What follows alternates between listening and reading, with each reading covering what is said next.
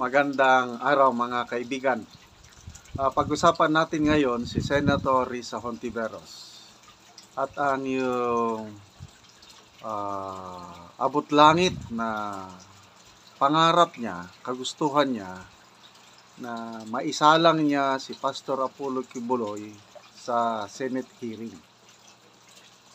So, mag-isang buwan na mula nung na-issue yung warrant of arrest ng Senado laban kay Pastor Kibuloy, ay hanggang ngayon hindi pa nila maaresto ang pastor. So, lumalabas ngayon na nawawalan na ng peace of mind. Aburidong-aburido ang senadora. Bakit ang tagal hindi nila maaresto si Pastor Kibuloy? So itong last week, sa mga panayam niya sa media, nasabi niya na the PNP must do better. They lack intelligence. Step up, sabi niya sa PNP. Bakit hindi niyo mahuli-huli ang Kibuloy na yan?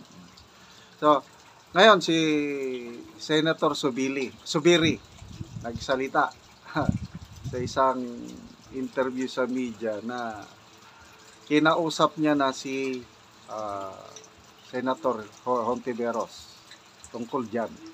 Okay, ito yung exact statement ni Senator Zubiri. Ito po, balita sa Philippine Star. Sabi ng Senate President, Kibuloy is now in the hands of the PNP and the NBI. It is no longer in our hands sa Senado. The office of the Sergeant of Arms cannot do it. I explained it to Senator Hontiveros. That's not the job of the office of the Sergeant at Arms. Ayun, nag-usap yung dalawa. Sabi ng Senate President, the Office of the Sergeant of Arms, the job of OSA, Sergeant of Arms, is to protect the Senate and the senators. But we don't have hunter teams. We don't have that in the Senate. Yung hunter teams, yung mag-track kay Pastor Kibuloy. Ang trabaho lang ng Sergeant at Arms, sabi ni Zubiri, is to coordinate with law enforcement agencies. And sabi niya, tapos na. I believe, sabi niya, yung Sergeant of Arms, si General Angkan. Diba?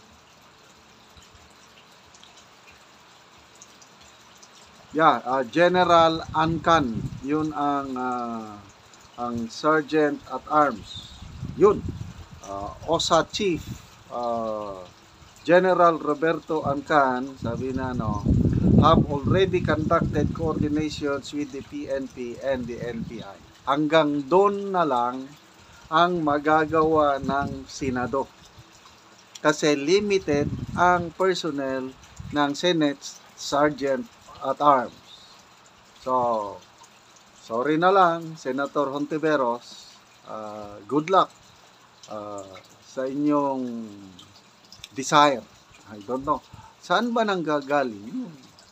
Talagang abot langit na ano ba yan? Galit? O I don't know. Gustong-gusto niyang humarap si Pastor Kibuloy sa Senate hearing.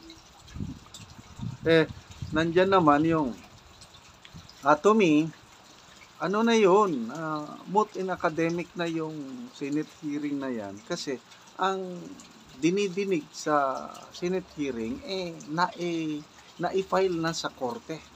Diba ang Davao City RTC at saka Pasig City RTC, dalawang warrant of arrest na na-file laban kay Pastor Kibuloy para ang pastor, kung ma-arrest nila, haharapin niya ang kaso niya sa korte. Yung mga kaso sa korte na yan, yun na rin ang iniimbestigahan iniimbestigahan ng Senado sa committee ni Senator Hontiveros. Kaya ano na yun? Hindi na. Duplication of function na yun. Kaya ang laban ngayon ni Pastor Kibuloy, ano na? Sa korte na, hindi na sa Senado. Kaya talagang nakaka-mangha. Hindi ko na maatim yung malinis na dahilan ni Senator Hontiveros bakit gustong-gusto niyang haharap sa Senado si Pastor Kibuloy. Anyway, ito na, nakakaawa. Ako personally, hindi ko kilala si Pastor Kibuloy. Hindi ko pa siya na-meet personally. Kaya lang, naawa ako sa kanya kasi, una, yung SMNI, ang daming, yung SMNI na, yung media network ang laking tulong sa ating gobyerno. Yung SMNI lang ang the only media network na walang takot na tumutulong sa ating gobyerno para matapos na ang problema ng communist insurgency. Sa laking tulong na yan, anong isinukli ng gobyerno? Yun, indefinite suspension ng prangkisa ng SMNI. Grabe, walang complaint, walang complainant. Anong nangyari?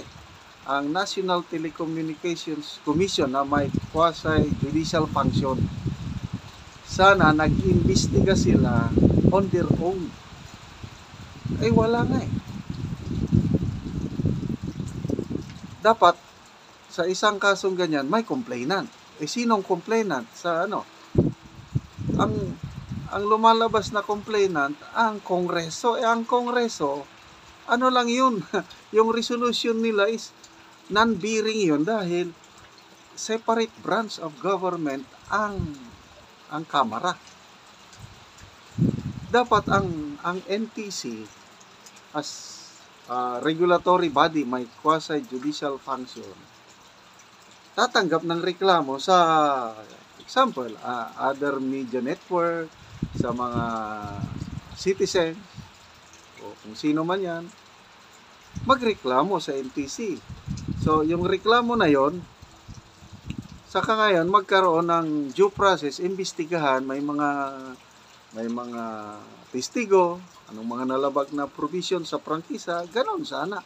Ang nangyari, yung NTC, ang basihan lang nila yung resolution ng House na nagsasabi na violate daw ng SMNI ang kanyang franchise agreement. Anong klaseng talagang ginigipit ang SMNI. So yun, naawa ako sa SMNI, laking tulong nila sa gobyerno. Ngayon, naipasara ang how many stations? 58 stations nationwide, pinasara. So, tapos ito na ngayon, ang pastor na lumalabas, sabi nila, siyang may-ari ng SMNI, sa papeles, sa SEC, hindi naman pala. Parang advisor lang. So, nagipit na nga ang SMNI, ito pang si pastor. Don't know yung nababasa kong comments, mga vlogs is politically motivated itong mga nangyari. Kasi yung kaso na na-file sa kanya, patay na kaso na, okay, na-dismiss na yan noon sa Fiscal's Office sa Davao. Ngayon, biglang binuhay. Kaya nga, yun yung rason ni Pastor Kibuloy, bakit ayaw niyang haharap sa korte, kasi nga ang paniniwala niya, ang kamay ng US government o CIA ang nasa likod lahat nito. Kasi ang gusto ng US, yung may term siya, hindi naman dapat sana extradition kailang rendition